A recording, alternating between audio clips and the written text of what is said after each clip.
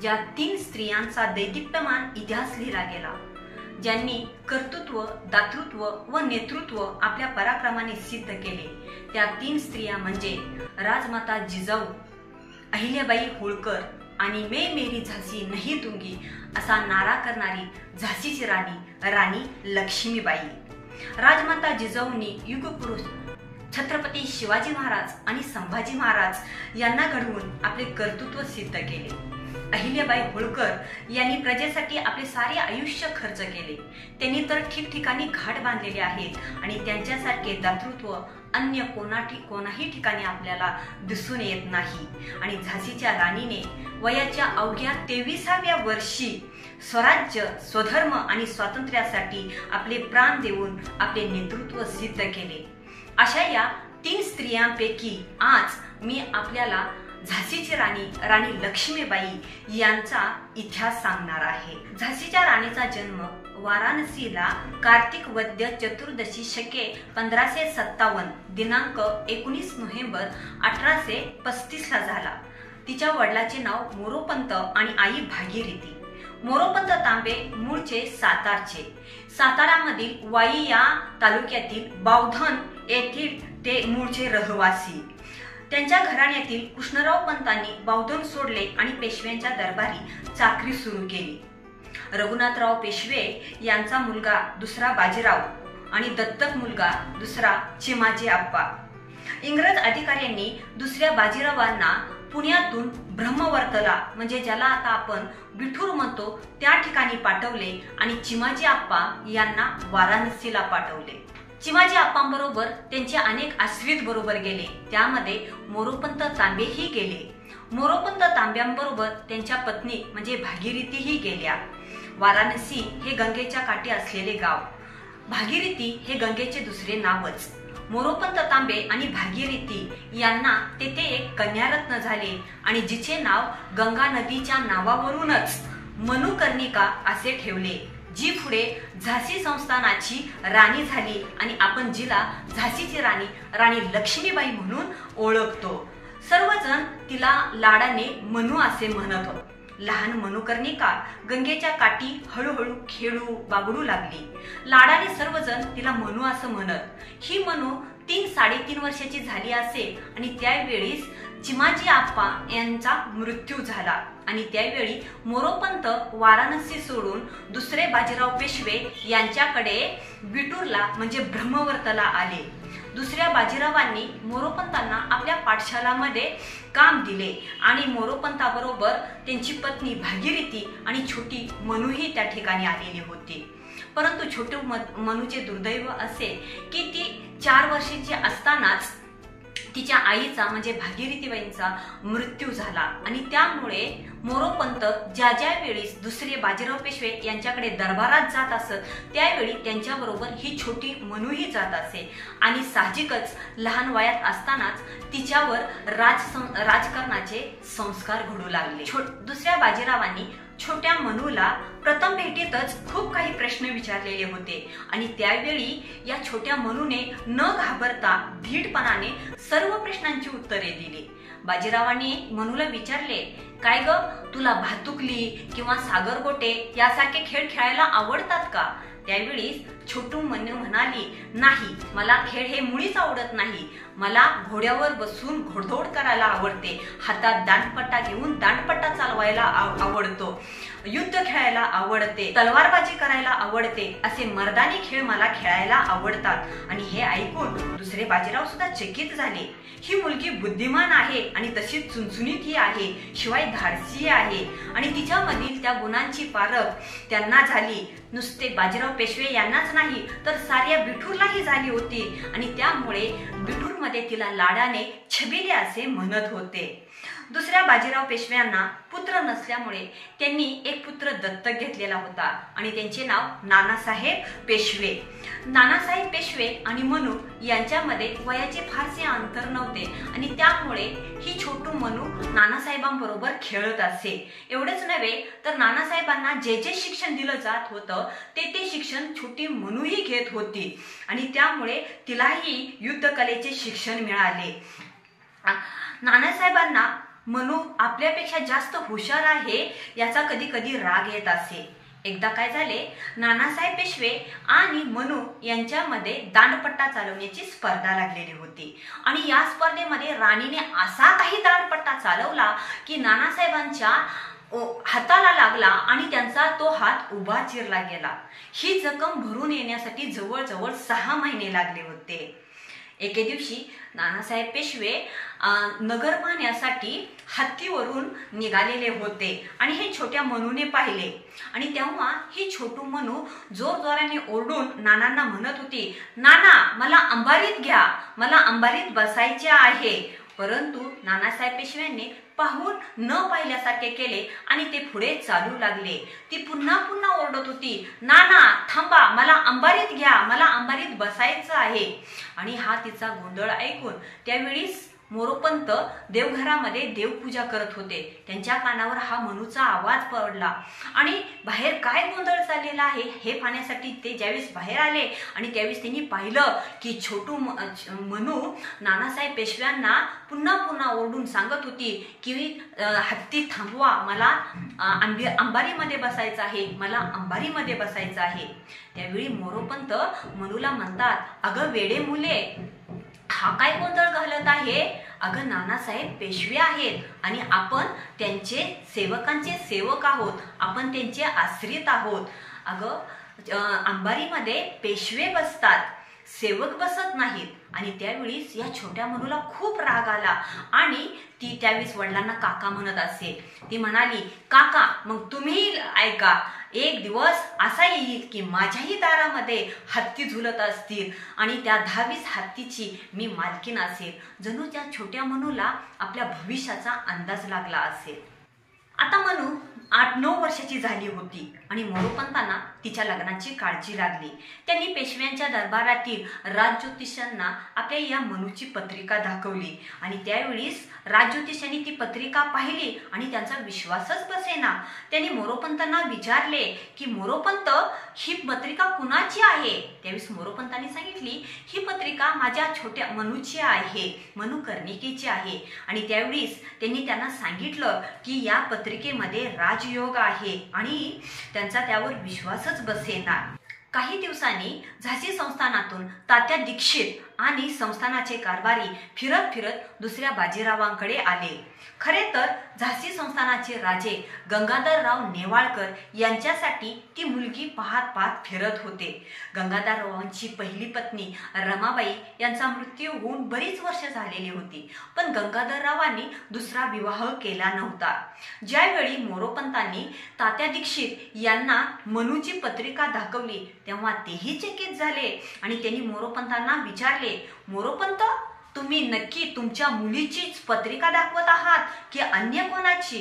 त्यावेळी मोरोपंत आपल्या मुलीला म्हणजे मनूला त्यांच्या समोर आणतात आणि सांगतात, ही पत्रिका दुसरी तिसरी कोणाची नसून माझी एकुलती एक मुलगी ही मनू कर्णिका, जिला आम्ही लाडाने मनू म्हणतो, तिची आहे. आणि तेव्हा दीक्षितांनी त्यांना सांगितले की तुमची मुलगी नशीबवान आहे, तिच्या नशिबी राजयोग आहे, ती एखाद्या संस्थानाच्या राजाची पत्नी होईल. आणि हे ऐकून मोरोपंतांना अतिशय आनंद झाला. तात्या दीक्षितांनी त्यावेळी मनूला काही प्रश्न विचारले तेव्हा मनूने दिलेली चुणचुणीत उत्तरे ऐकून तात्या दीक्षित आनंदित झाले. त्यांनी मनूची चौकशी केली आणि त्यावेळी त्यांना समजले की ही मनू घोडदौड करते, दांडपट्टा चालवते, तलवार चालवते. आणि तेव्हा तर त्यांनी मनोमन निश्चित केले की आपल्या राजांना शोभेल अशी ही मुलगी आहे. आणि तेव्हा ते सरळ झाशी संस्थानाला परत गेले. गंगाधरराव नेवाळकरांबरोबर गप्पा मारत असताना ते मध्येच थांबले आणि त्यावेळीच गंगाधरराव नेवाळकरांना जाणवले की तात्या दीक्षितांना आपल्याला काहीतरी सांगायचं आहे. आणि मग ते तात्या दीक्षितांना म्हणाले की तात्या, तुम्हाला मला काही सांगायचं आहे का? तात्या दीक्षितांनी मनूबद्दल सगळी माहिती सांगितली. शेवटी हेही सांगितले की झाशी संस्थानाच्या राणी म्हणून त्या अतिशय योग्य आहेत. त्यावेळीस गंगाधर नेवाळकरांनी आपले काही कारभारी पाठवून मोरोपंत आणि मनूची सर्व माहिती मिळवली आणि मनूबरोबर विवाह करण्याचे निश्चित केले. दोघांमध्ये तसे बरेच अंतर होते, जवळजवळ 20-1 वर्षाचे अंतर असेल. परंतु त्या काळी असे बालविवाह होत होते आणि त्यामुळे त्यांचा विवाह ठरला. गंगाधर नेवाळकर हे मूळचे महाराष्ट्रामधील कोकणस्थ रत्नागिरी जिल्ह्यातील कोट या गावचे. त्यांच्या घराण्यातील रघुनाथराव नेवाळकरांनी तलवार गाजवून पहिल्या बाजीरावांची मर्जी संपादन केलेली होती. त्यावेळी पहिल्या बाजीरावाने उत्तरेमध्ये बुंदेलखंडामध्ये झाशी संस्थानाचा कारभाराची जबाबदारी त्यांच्यावर सोपवलेली होती आणि हे रघुनाथराव नेवाळकर त्या ठिकाणी गेले होते. त्यावेळी अस्विकीय आणि परकीय यांच्याबरोबर त्यांच्या जवळजवळ 101 लढाया झाल्या असतील. लढाया तर ते लढलेच, झाशी संस्थानाचा कारभार त्यांनी सुरू केलाच, परंतु झाशी संस्थानाचे वैभव सुद्धा त्यांनी वाढवलेले आहे. त्या काळात झाशी संस्थानामध्ये हत्ती घोडे असलेले सैन्य दल त्यांच्या पदरी होते. ते प्रजादक्षीही होते आणि कनवाळूही होते. त्यांनी त्या काळामध्ये कागद आणि रेशीम तयार करण्याचे कारखाने काढलेले होते. एवढंच नव्हे तर काचेचा कारखानाही काढण्याचा त्यांनी प्रयत्न केलेला होता. त्यांनी इंग्रजी भाषेचे ज्ञान घेतलेले होते आणि इंग्रजीतील अनेक ग्रंथांचाही त्यांनी अभ्यास केलेला होता. भारतीय ग्रंथांचा आणि इंग्रजी ग्रंथांचाही त्यांनी अभ्यास केलेला होता. त्यांच्याच काळामध्ये झाशीमध्ये एका ग्रंथालयाची निर्मिती करण्यात आलेली होती. त्यामध्ये वेद, वेदांत, धर्मशास्त्र असे वेगवेगळ्या विषयावरचे धर्मग्रंथ त्यांनी मिळवलेले होते. त्यांच्यानंतर संस्थानामध्ये जे प्रमुख आले त्यामध्ये शिवरामपंत नेवाळकर, रामचंद्रपंत नेवाळकर, गंगाधरराव नेवाळकर आणि पुढे झाशीच्या राणी यांनी सुद्धा भर घातलेली आहे आणि ते ग्रंथालय अतिशय समृद्ध केलेले आहे. झाशीच्या राणीच्या काळामध्ये त्या ग्रंथालयामध्ये जवळजवळ 64,000 प्रती हस्तलिखिते ग्रंथाची त्यामध्ये होती. परंतु पुढे ज्यावेळी इंग्रजांनी झाशीचे संस्थान लुटले त्यावेळी हे ग्रंथालय जाळून टाकले आणि क्षणार्धात त्या सर्व ग्रंथांची राख झाली.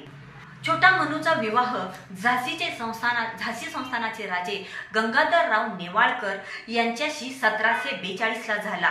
झाशी या ठिकाणीच त्यांचा विवाह झाला आणि त्यावेळी झाशीवासियांना खूप आनंद झाला, कारण झाशी संस्थानाला राणी आता मिळाली. एवढेच नव्हे तर वारसही मिळणार होता आणि याचा आनंद सर्वांना झालेला होता. त्यावेळी झाशीचे वैभव एवढे होते की कोणत्याही संस्थानाकडे झाशी एवढी संपत्ती नव्हती. गंगाधरराव नेवाळकरांनी विवाहाच्या वेळी या मनुकर्णिकेचे नाव बदलले आणि तिचे नाव लक्ष्मी असे ठेवले. त्यांच्या पहिल्या पत्नीचे नाव रमा लक्ष्मीच आणि त्यांना वाटलं ही छोटी मनू झाशीमध्ये लक्ष्मीच्या रूपात आलेली आहे आणि त्यामुळे तिचेही नाव त्यांनी लक्ष्मी असे ठेवले. विवाहानंतर लक्ष्मी आणि गंगाधरराव नेवाळकर यांची हत्तीवर बसून मिरवणूक काढण्यात आली होती.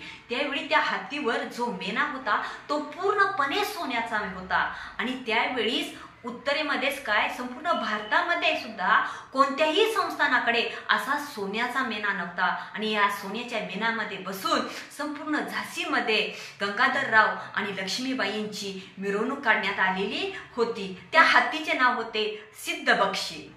आणि पुढे इंग्रजांनी ज्यावेळी झाशीची लूट केली ना त्यावेळी हा मेणाही लुटून नेलेला होता आणि छोट्या मनूचे जे स्वप्न होते ना ते स्वप्न काही दिवसातच पूर्ण झाले आणि ते माझ्याही दारात हत्ती झुलत असतील आणि आता ती झाशी संस्थानाची राणी झालेली होती. गंगाधरराव नेवाळकर आपल्या पत्नीवर राणी लक्ष्मीबाईवर खूप खुश होते, आनंदी होते, कारण राणी ही तशीच होती. दिसायला अतिशय सुंदर, उंच, गौरवर्ण असलेली, सुडेल बांधा आणि नाक तर चापेकळे सारखे होते. शिवाय तिला मर्दानी खेळही येत होते. राणी लक्ष्मीबाई झाशीच्या कारभाराकडे लक्ष देत होते. गंगाधरराव सुद्धा तिच्यावर वेगवेगळ्या विषयावर चर्चा करत असत. बघता बघता राणी 14-15 वर्षाची झाली आणि राणीला दिवस गेले. गंगाधररावांना बरोबरच साऱ्या झाशीलाही खूप आनंद झाला, कारण आता झाशीला वारस मिळणार होता.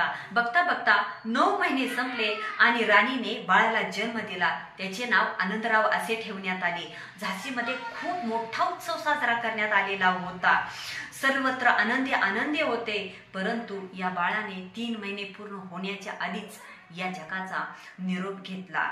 आपल्या पुत्राचे दुःख गंगाधरराव पचवू शकले नाहीत आणि त्यांची प्रकृती सारखी बिघडू लागली.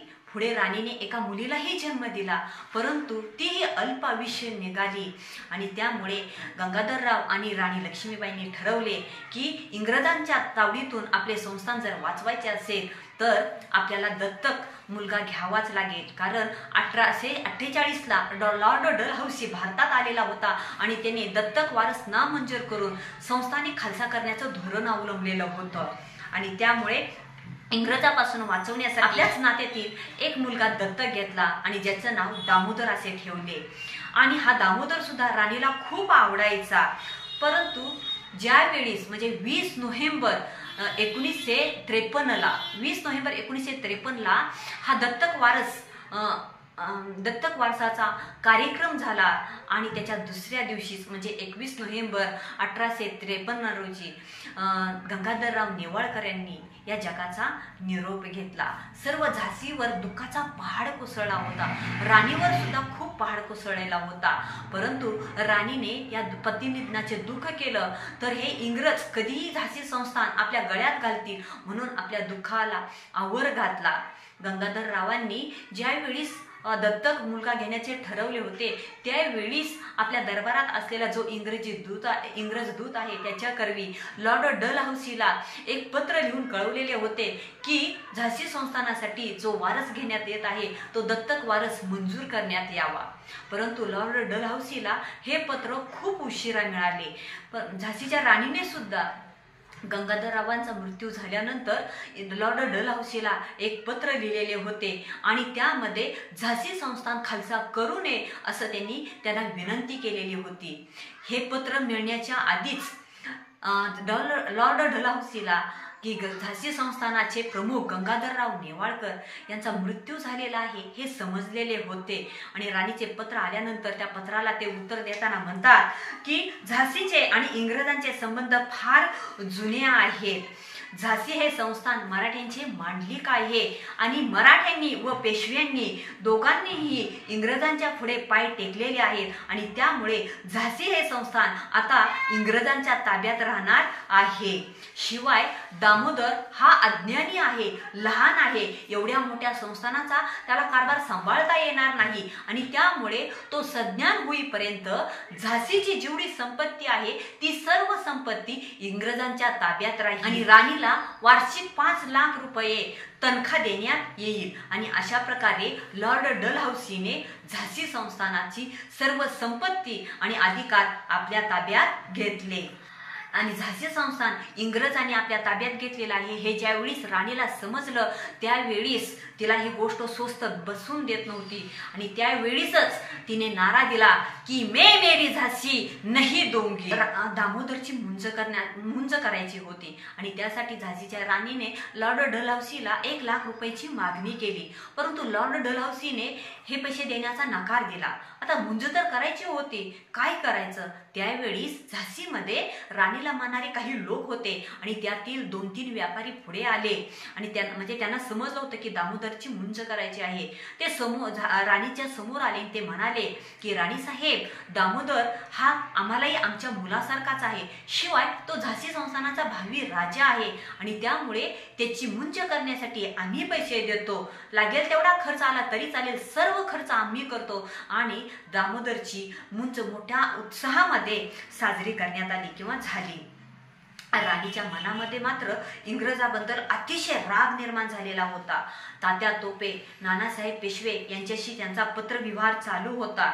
इंग्रजांनी त्याच वेळी 1857च्या उठावाचे वातावरण सर्वत्र पसरलेले होते, तयार झालेले होते. इंग्रजांनी बंदुकीला गायीची आणि डुकराची चरबी लावलेली होती. हिंदूंना गायी पवित्र होते आणि मुसलमानांना डुकर निषेध होते आणि हे ज्यावेळेस त्यांना समजले त्यावेळीस इंग्रजांच्या विरुद्ध 1857च्या उठावाची पहिली ठिणगी जर कुठे पडली असेल तर ती मिरज या ठिकाणी पहिली पडली आणि या ठिकाणी पहिला हुतात्मा जो झालेला आहे तो मंगल पांडे झालेले आहेत. मंगल पांडे झालेले आहेत। बघता बघता उठावाचे लोण संपूर्ण उत्तर भारतामध्ये पसरलेले आहेत। ठिकठिकाणी इंग्रजांच्या विरोधामध्ये खूप मोठे मोठे उठाव झालेले आहेत। अनेक संस्थाने स्वतंत्र झालेली आहेत आणि त्यामध्ये झाशीचे संस्थानही स्वतंत्र झालं। 1855ला लॉर्ड डलहौसीची कारकीर्द संपली आणि तो ब्रिटनला निघून गेलेला होता आणि भारतामध्ये लॉर्ड कॅनिंग हा व्हाईसराय म्हणून आलेला होता। तो ज्यावेळेस भारतात आला त्यावेळेस त्यांनी पाहिलं की संपूर्ण भारतामध्ये इंग्रजांच्या विरुद्ध असंतोष पसरलेला आहे आणि त्यावेळीस त्यांनी ब्रिटनमधून कॅप्टन कॅम्बल आणि सर ह्यूज रोज यांना बोलवून घेतलं। दोघांनाही कामगिरी वाटून दिलेली होती। सर ह्यूज रोजला झाशी संस्थानाकडे पाठवले होते आणि त्याला त्यांनी स्पष्ट सांगितलेलं होतं की झाशीच्या राणीला जिवंत पकडायचं। सर ह्यूज रोज झाशीपासून अवघ्या 14 मैलावर आलेला होता आणि त्यांनी दुर्बिणीमधून झाशीचा किल्ला पाहिला। त्यावेळीस त्याला वाटले की ही झाशी मी 24 तासामध्ये जिंकून घेईल आणि तसे पत्र त्यांनी लॉर्ड कॅनिंगलाही पाठवले होते, कारण हा किल्ला खूप साधा आहे। 20 मार्च 1858ला त्यांनी झाशी संस्थानाला वेढा दिला। 21 आणि 22 मार्चला त्याने झाशीभोवती आपली मोर्चेबांधणी सुरू केली। झाशीच्या राणीलाही माहित होते की हे धूर्त इंग्रज कधी ना कधी झाशीवर हल्ला करणारच आणि त्यावेळीस राणीने सुद्धा सगळ्या तोफा झाशीच्या किल्ल्याच्या बुर्जावर आणल्या। त्या तोफांची नावं अशी होती भवानी शंकर, कडक बिजली आणि घनगर्जना यासारख्या तोफा। त्याचबरोबर पाण्याचा साठा आणि अन्नाचाही साठा किल्ल्यावर करण्यात आलेला होता। किल्ल्यावर एके ठिकाणी दारूही तयार करण्याचे काम होते। एका दिवसामध्ये 2 टन एवढी दारू त्या ठिकाणी तयार केली जात होती।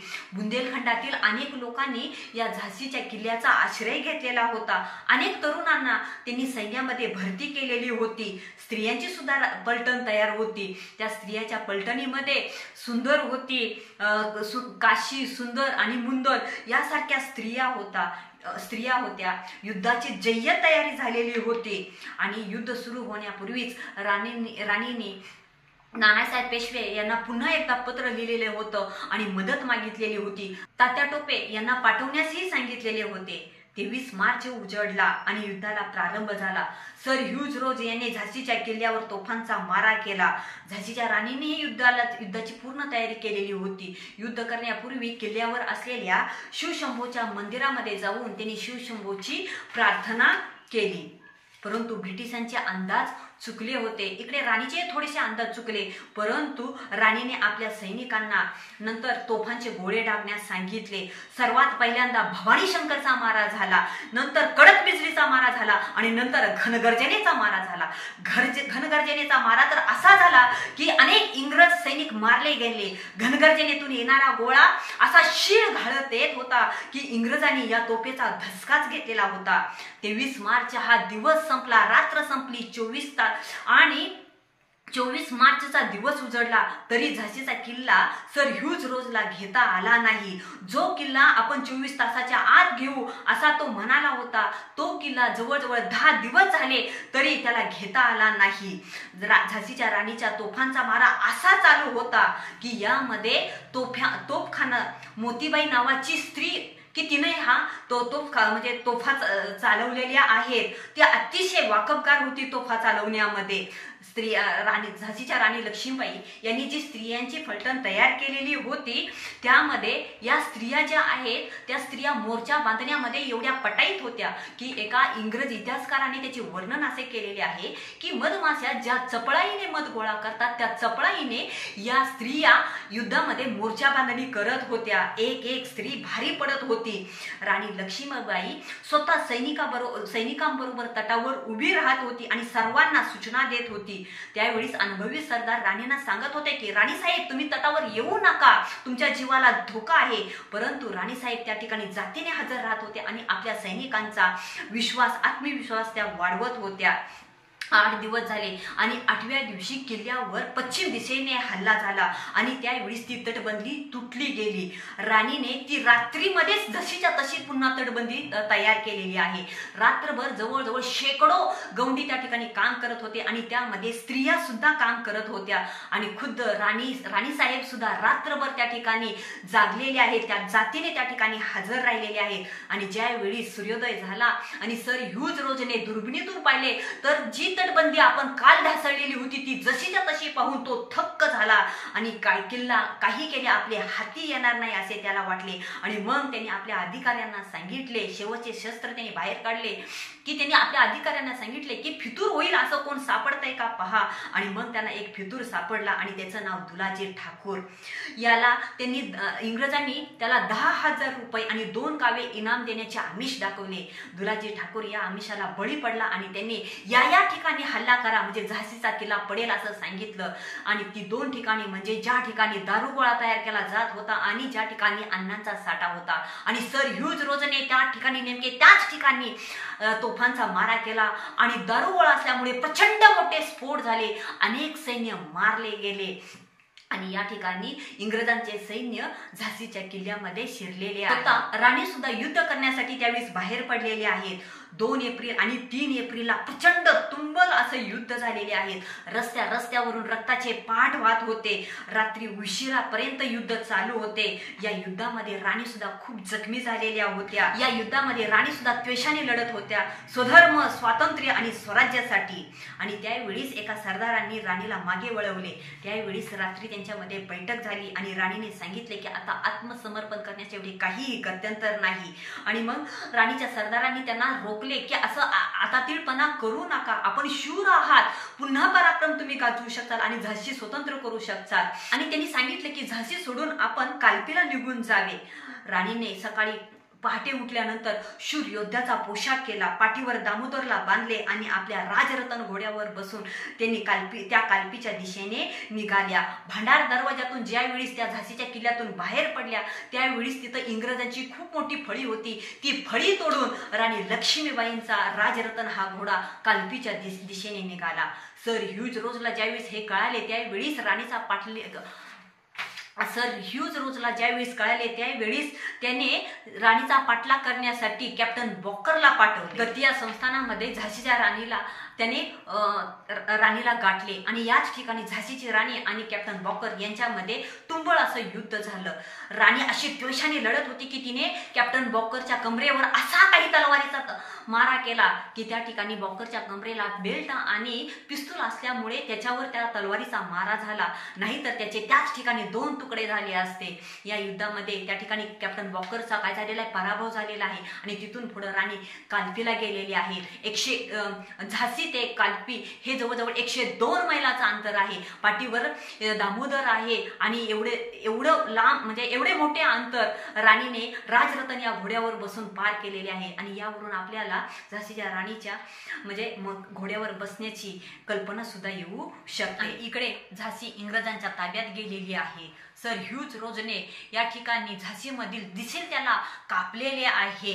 यामध्ये लहान बाळे, स्त्रिया, वृद्ध, पुरुष या सर्वांना त्यांनी कापलेले आहेत. अक्षरशः झाशीमधून रक्ताचे पाठच्या पाठ वाहत होते. जवळजवळ 5,000 लोकांना या ठिकाणी काय केलेले आहे, कापलेले आहे. आणि एवढंच नाही तर झाशी लुटलेली आहे. जवळजवळ 7 दिवस झाशी लुटली जात होती. यामध्ये सोने, चांदी, तांबे, पितळ एवढेच नव्हे तर कपडे सुद्धा या ठिकाणी लुटलेले आहे आणि संपूर्ण झाशी इंग्रजांनी लुटून घेतलेली. ज्यावेळेस त्या कालपीला पोहोचलेल्या होत्या त्यावेळेस त्या ठिकाणी नानासाहेब पेशवे होते, तात्या टोपे होते आणि बांद्याचा नवाबही होता.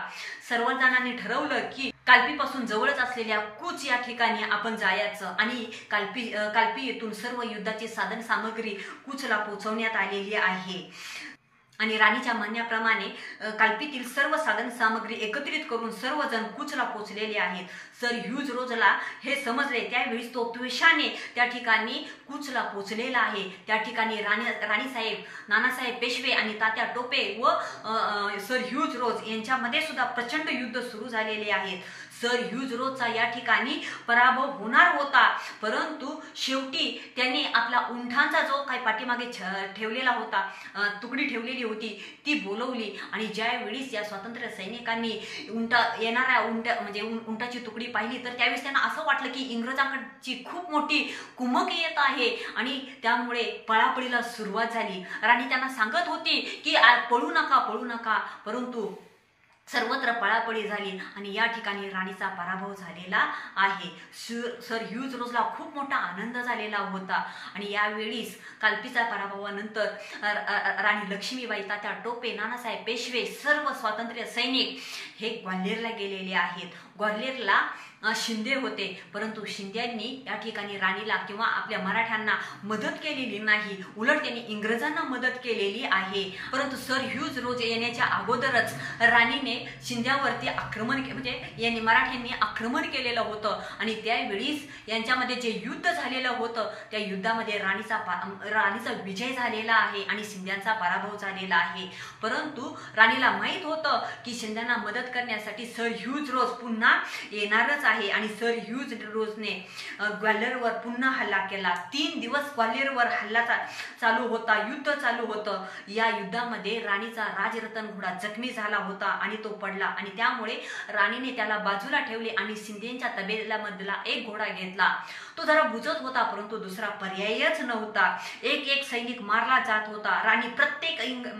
राणीने कित्येक इंग्रजी सैनिकांना कंठस्नान घातलेले होते. त्यावेळी त्यांच्याही अंगावर आणि तलवारीचे वार झालेले होते, जखमाही झालेल्या होत्या आणि राणीच्या अंगावर झालेले हे जखमा किंवा वार पाहून एक अनुभवी सरदार पुढे आला आणि तो राणीसाहेबांना म्हणाला की राणीसाहेब, आता पराभव जवळच दिसत आहे, आपण किल्ल्यावर जावे. आणि राणी किल्ल्यावर जाण्यासाठी ज्यावेळीस वळाली त्यावेळीस वाटेमध्ये एक ओढा होता आणि तो ओढा करण्यासाठी ओढा ओलांडण्यासाठी त्यांनी घोड्याला टाच मारली, परंतु तो घोडा काही केला पुढे जाईनाच. तो तिथल्या तिथे घराघरा फिरत होता आणि मग राणीला समजलं की आता घोडा तर जात नाही आणि त्यामुळे याच ठिकाणी निर्णायक युद्ध होणार आहे. आणि त्यावेळी तिने मग आपल्या काही निवडक साथीदारांना बोलवलं आणि त्यांना सांगितलं की जर या युद्धामध्ये मी मारले गेले तर माझ्या देहाला या इंग्रज अधिकाऱ्यांचा कोणाचाही स्पर्श होऊ देऊ नका, त्या आधीच माझ्या देहाला उचला आणि अग्नी द्या. राणीसाहेब विजेसारख्या तळपत होत्या. त्यांच्या डाव्या मांडीमध्ये एक गोळी लागली, दुसरी गोळी त्यांच्या छातीमध्ये लागली. एक इंग्रज सैनिक आला आणि त्यांनी राणीच्या डोक्यावर असा तलवारीचा वार केला की राणीच्या त्या डोक्यातून घळाघळा रक्ताच्या धारा व्हायला लागलेल्या आहेत. तशाही परिस्थितीत राणीने 8-10 इंग्रज अधिकाऱ्यांना कंठस्नान घातलेले आहेत आणि ज्या इंग्रज सैनिकांनी त्यांच्या डोक्यावरती वार केलेला होता त्यालाही त्यांनी खाली पाडलेले आहे. सर्व अंगावर तलवारीच्या जखमा झालेल्या आहेत, अंगातून रक्त वाहत आहे, डोक्यावर तलवारीचा वार झालेला आहे, त्या जखमेतून घळाघळा रक्त वाहत आहे आणि त्यामुळे राणी खाली कोसळली. त्या आपल्या सैनिकाला म्हणाल्या की या गोऱ्यांचा स्पर्श माझ्या शरीराला व्हायला नको, तातडीने मला हलवा. आणि त्यावेळी त्यांच्या सैनिकांनी जवळच असलेल्या गंगादास बाबूंच्या आश्रमामध्ये राणीला नेलेले आहे. गंगादास बाबांनी ज्यावेळेस राणीला पाहिले त्यावेळेस त्यांना राणीचे हाल पाहवत नव्हते. ते ढसाढसा रडायला लागले. राणीच्या साऱ्या देहाची चाळण झालेली होती, शरीरातून रक्त वाहत होते, डोक्यातूनही रक्त वाहत होते. तेवढ्यात कुणीतरी दामोदरला आणलं आणि त्यावेळेस राणीने दामोदरला पाहिलं. दामोदरला पाहिल्यानंतर त्याला जवळ बोलवून घेतलं, त्याच्या तोंडावरून प्रेमाने हात फिरवला आणि आपल्या सरदारांना सांगितलं, हा मुलगा खूप लाडाने वाढलेला आहे, याला सांभाळा. आणि 17 जून 1858 या राणीच्या देहातून प्राण गेला. त्यावेळीस गंगाधर बाबा गीता म्हणत होते, वेळ अत्यंत कमी होता, कधीही इंग्रज येऊ शकत होते आणि काय करतील राणीच्या देहाला हे सांगताही येत नव्हते. आणि त्यामुळे गंगादास बाबांनी सरदारांना सांगितलं की जो आश्रम आहे तो सगळा आश्रम पाडा. आश्रम पाडण्यात आला आणि चितारचनात आली. छोट्या दामोदरने राणीच्या देहाला अग्निसंस्कार केले. त्यावेळीस गंगादास बाबू मंत्र म्हणत होते, गीता म्हणत होते. हळूहळू राणी अग्निसारखी जी तळपली तिचा देह अग्नीमध्ये विलीन झालेला आहे. अग्निसारखी लढली आणि अग्नीमध्येच विलीन झाली. राणीच्या बाबतीत इंग्रज अधिकारी यांनी एका इंग्रज अधिकाऱ्याने असे म्हटलेले आहे की आम्ही जिला संस्थान सांभाळता येणार नाही असे समजत होतो, त्या स्त्रीने स्वातंत्र्य लढ्यामध्ये सैनिकांची सरसेनानी म्हणून ती उभी राहिलेली आहे, हे पाहून आम्ही थक्क झालो. सर ह्यूज रोज म्हणतो की 1857च्या या स्वातंत्र्य लढ्यामध्ये जर कोण पराक्रमी ठरले असेल आणि ती ठरलेली आहे झाशीची राणी. या झाशीच्या राणीचा इतिहास ज्यावेळीस सुभद्रकुमार चव्हाण यांनी वाचला त्यावेळीस त्यांनी सुद्धा झाशीच्या राणीवर अतिशय सुंदर असं काव्य रचलेलं आहे आणि त्या म्हणतात, सिंहासन हिल उठे, सिंहासन हिल उठे, राजवंश ने भ्रुकुटी तानी थी, बूढ़े भारत में भी आई फिर से नई जवानी थी। सिंहासन हिल उठे, राजवंश ने भ्रुकुटी तानी थी, बूढ़े भारत में भी आई फिर से नई जवानी थी। चमक उठी सन 57 में वह तलवार पुरानी थी, क्या खूब लड़ी मर्दानी, ओ तो झांसी वाली राणी थी, ओ तो झांसी वाली राणी थी। आणि आमचे भारत तांबेही म्हणतात, रे हिंद बांधवा थांब या स्थळी, रे हिंद बांधवा थांब या स्थळी, अश्रू दोन डाळी ती पराक्रमाची ज्योत मालवे, अश्रू दोन डाळी ती पराक्रमाची ज्योत मालवे, इथे झाशीवाली, इथे झाशीवाली। तर अशी ही झाशीची रणरागिणी यांचा इतिहास मी आपल्याला सांगण्याचा प्रयत्न केलेला आहे। काही गोष्टी माझ्याकडून राहिल्या असतील तर त्या आपण समजून घ्यावं आणि आपल्याला जर हा व्हिडिओ आवडला असेल तर व्हिडिओला लाईक, शेअर आणि सबस्क्राईब नक्की करा। धन्यवाद।